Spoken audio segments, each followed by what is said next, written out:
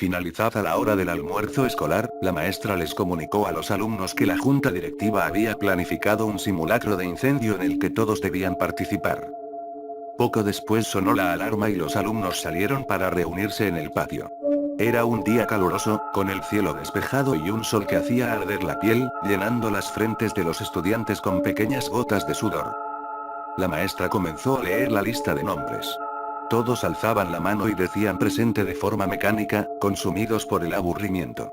Sin embargo, una chica de un grupo de 5 amigas se fijó en el hecho de que Carmen, una compañera de clase, estaba de pie junto a la alcantarilla, a la que le faltaba la tapa desde hacía semanas, y aún faltaba bastante para que la maestra leyera su nombre. Sus ojos brillaron. Carmen estaba entre las últimas de la larga lista organizada en orden alfabético. ¿Qué pasaría cuando la llamen si caía en la alcantarilla?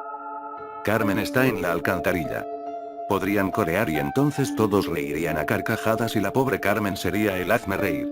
Quién sabe, incluso podrían terminar por bautizarla como la chica de la alcantarilla. La oportunidad de romper el aburrimiento y hacer historia era perfecta, así que les comunicó discretamente la idea a sus 4 amigas y todas empezaron a agolparse en torno a Carmen, fingiendo torpeza para empujarla y hacerla caer sin que aquello pareciese premeditado. La maniobra fue perfecta, Carmen apenas emitió sonidos de queja mientras la hacían caer y, cuando dijeron su nombre, las 5 chicas empezaron a gritar. Ella está en la alcantarilla, ella está en la alcantarilla. Un mar de carcajadas se desató, pero las risas empezaron a silenciarse cuando la maestra se acercó a ver y, antes de que emitiera palabra alguna, se giró y miró a todos con una mueca impregnada de angustia y terror. La situación no inspiraba risa alguna. Carmen había caído de cabeza en el hueco y al aterrizar su cabeza se había torcido hacia un lado en una posición totalmente imposible, su cara casi sin piel después de haberse raspado contra las paredes de la alcantarilla en la caída y una mueca espantosa como si hubiera tratado de gritar y no hubiese tenido el tiempo suficiente. La sangre se dispersaba en un charco que se mezclaba con el excremento húmedo y maloliente que impregnaba todo su cuerpo. Las 5 chicas se acercaron a ver. Una lágrima asomó tímidamente en la mejilla de la autora de la broma mientras sus ojos atónitos contemplaban como una gorda cucaracha yacía sobre lo que alguna vez fue el rostro de Carmen, moviendo sus antenas como para ver si todo estaba bien. Pero nada estaba bien, y ella y cada una de sus amigas se sintieron como uno de esos repulsivos insectos cuando la policía vino y determinó que Carmen tenía el cuello roto y estaba muerta. Según dijeron, al caer Carmen se golpeó con las escaleras metálicas, de tal forma que perdió la cara y después se rompió el cuello al estrellarse contra el cemento. Minutos después se llevaron el cadáver de Carmen, acompañado por una procesión de moscas cuyos zumbidos eran casi el único ruido en medio del fúnebre silencio. Ese día hubo un interrogatorio después de clases. Todos debían ir. En el interrogatorio las 5 chicas dijeron que fue un accidente y que ellas fueron testigos. La policía les creyó y el caso de Carmen Winstead se cerró, pero algo aún más siniestro había comenzado. Meses después, compañeros de clase de la fallecida Carmen empezaron a recibir correos electrónicos que se titulaban La empujaron y afirmaban que a Carmen la habían empujado, que su muerte no era un accidente. También, los correos decían que los culpables debían asumir la responsabilidad del crimen, pues de lo contrario habría terribles consecuencias. La mayoría pensó que los correos eran una farsa elaborada por alguien que quería divertirse causando temor, pero otros no estaban tan seguros. Transcurridos unos pocos días tras la cadena de correos, la chica que ideó el plan para ridiculizar a Carmen estaba bañándose cuando de pronto oyó una extraña risa. Cerró el grifo para oír mejor. La risa parecía venir del interior de la ducha. ¿Acaso se estaba volviendo loca? Aterrada, se secó rápidamente, se vistió, se despidió de su madre nerviosamente y se fue a dormir más temprano que de costumbre.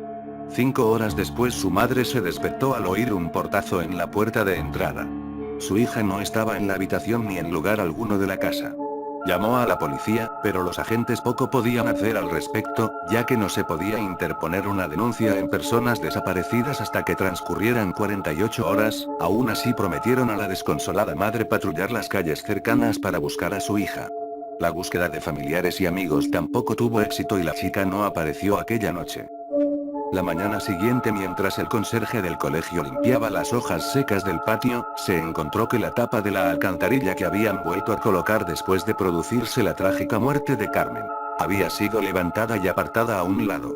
Al asomarse descubrió algo realmente escalofriante. Parece que la chica desaparecida la había retirado antes de lanzarse de cabeza por el conducto y se encontraba en el fondo con el cuello roto y la cara destruida, borrada por los golpes que se había dado al caer y golpearse con las escaleras metálicas de las cloacas. Una muerte idéntica a la que sufrió Carmen. El mismo destino les esperaba a las otras 4 culpables de la muerte de Carmen. Tras la muerte de las 2 primeras, un equipo del ayuntamiento soldó la alcantarilla para que nadie más pudiera abrirla. Sin embargo, eso no pareció impedir a la tercera víctima arrancarla del suelo, algo que requería una fuerza sobrehumana. Por supuesto, esa fue la gota que colmó el vaso y se decidió colocar vigilancia a las 24 horas del día en ese peligroso punto de encuentro para suicidas. Las 2 víctimas restantes murieron de la misma forma, pero el espíritu de Carmen en esta ocasión las guió hasta alcantarillas cercanas a sus domicilios. La vigilancia podría frustrar sus planes. Una por una cayeron en las alcantarillas, perdiendo el rostro y rompiéndose el cuello. Todas se habían quedado dormidas antes de su trágica muerte. En ese momento, cuando se encontraban más vulnerables, Carmen aprovechaba para poseer sus cuerpos y guiarlas como si se tratara de un caso de sonambulismo hacia una muerte tan cruel como la que ella había sufrido. Un destino cruel porque podían sentir todo lo que ocurría pero no tenían control sobre su cuerpo. Pero la cadena de muertes no se detuvo ahí, ya que posteriormente otros compañeros de clase de Carmen también fueron encontrados muertos en distintas alcantarillas, con el cuello roto y el rostro anulado. Ellos y ellas también se habían dormido antes de aparecer muertos. Resultaba muy inquietante pensar que todos esos otros compañeros muertos no habían creído en los correos electrónicos que afirmaban que Carmen fue empujada. ¿Acaso el espíritu de Carmen se estaba vengando? ¿Podría eso explicar muertes tan extrañas en las que no se entendía cómo diablos los cuerpos habían ido a parar a la alcantarilla sin que nadie advirtiese con claridad el rumbo que las víctimas tomaban antes de ser asesinadas? El espíritu de Carmen Winstead andaba suelto y, quien no creyese que ella fue empujada, corría el riesgo de ser castigado con una muerte semejante a la de Carmen, muerte que caería sobre él o ella durante las horas de sueño, con un sigilo que solo se rompería al caer por la alcantarilla.